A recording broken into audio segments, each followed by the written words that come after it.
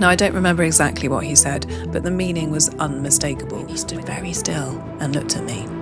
And in that silence, I understood with absolute clarity that I had made a significant error.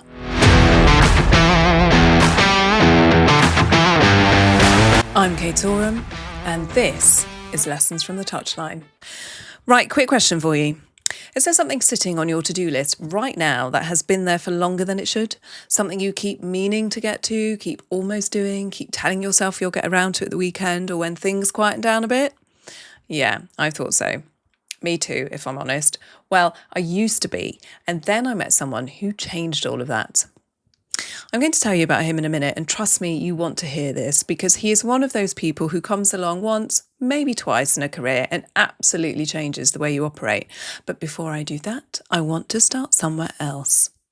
I want to talk about the All Blacks. If you know anything about rugby, and even if you don't, the New Zealand All Blacks are one of the most successful sporting teams in history. They have a win rate of around 77% in test match rugby. That is an extraordinary number. For context, most elite teams in any sport would be delighted with 60%. The All Blacks have been doing this consistently for over a century. Now, there are lots of theories about why. There's the haka, there's the culture, of course, the depth of talent in a country of 5 million people. All of that is true. But one of the things that comes up again and again when people who've been inside that environment talk about what makes them different, it's this: they make decisions fast and they commit to them completely. There's a famous principle in their culture, and I'm going to paraphrase here rather than claim to be a New Zealand rugby expert. But the idea is that on the pitch, you don't wait for permission. You read what's in front of you, you make the call, and you back it fully. If it's wrong, you adjust, but you never half commit to a decision because a half committed decision is almost always worse than a wrong one delivered with conviction. And what I find so fascinating about that is it sounds so obvious. Of course you should make decisions and commit to them. Of course you shouldn't procrastinate. And yet most of us, in our work, in our lives, in our relationships even, we do it constantly. We sit on things, we wait until we're more sure, we ask someone else what they think, we give ourselves one more day, and nothing moves. So let me tell you about this person. So a couple of years after I joined a well-known Premiership Rugby club, it was taken over by a new chairman, and he brought with him a new CEO. Now, up until this point, I had been fairly comfortable in my role. I worked very hard, but I had a rhythm. I had my own rhythm. I knew what was expected of me. I knew the pace, but he changed that pace considerably. Now, the first time I met him was in our offices, and I say offices, but what I really mean is a completely impractical old townhouse with uneven floors, wonky ceilings, and actually seagulls nesting on the window ledges. I mean, actual seagulls with actual babies screaming. So you can imagine while you're trying to work, it was absolutely chaotic, but it was so quirky. I absolutely loved it.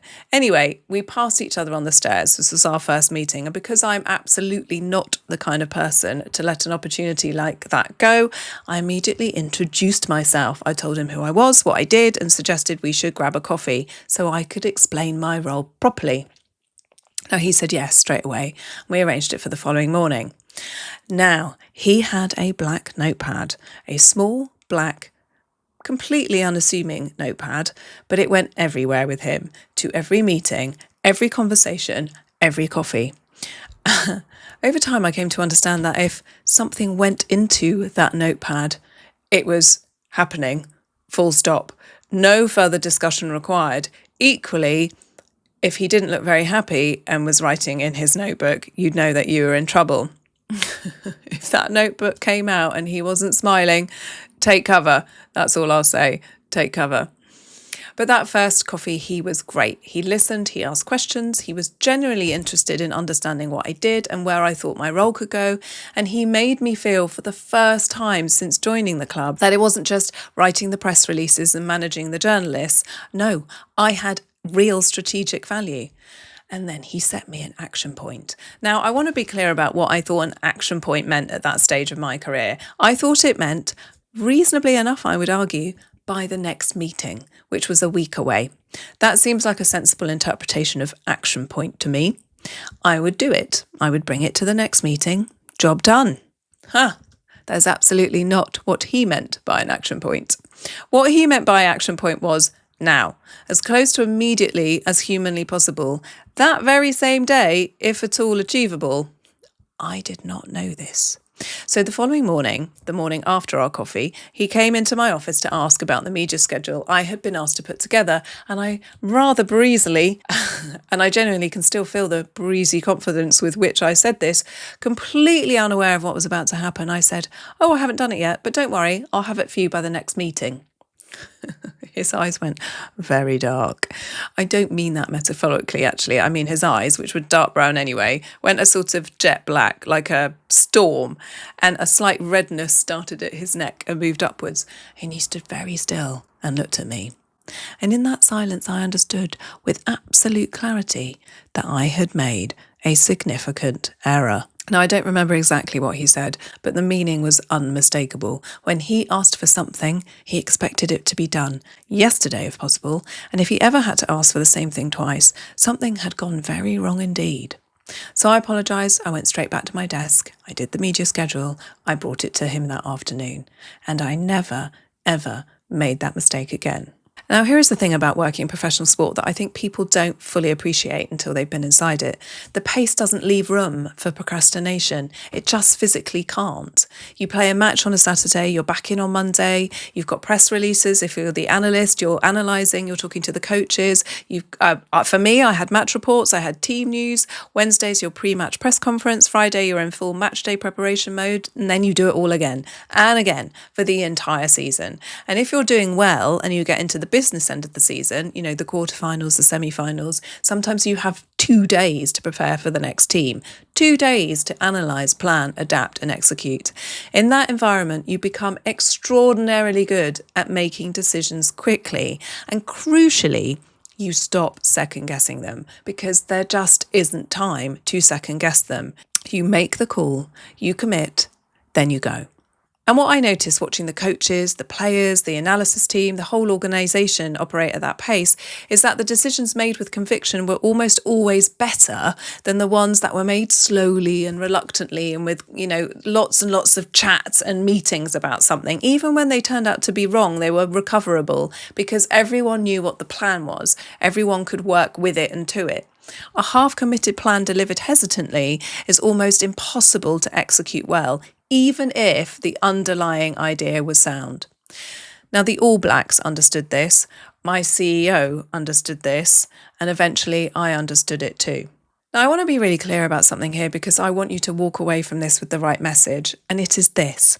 I'm absolutely not telling you to make rash decisions without thinking. That's completely not what I'm saying. My chief exec was decisive, the All Blacks are decisive, and there's a really important difference between decisive and impulsive. Impulsive means you haven't thought about it. Decisive means you have thought about it quickly and clearly, and you've backed your own judgment. You trust yourself enough to make the call without needing a committee meeting or 3 reassuring opinions from other people before you can proceed. And that is a skill. It's something you build by doing it, by making the decision, seeing what happens, adjusting if needed, and doing it again. Every time you procrastinate, you're telling yourself you don't trust your own judgment. And every time you make the call anyway, you're building evidence that you can. So what can you take away from this today? Next time you've got something sitting on your list, something you keep putting off, something you're waiting to feel more certain about, I want you to ask yourself one question. What would happen if I just did this now? Because here's what I know. In professional sport, the people who succeed are the ones who move, the ones who make the call, back themselves and get on with it. Be the person who's already done it.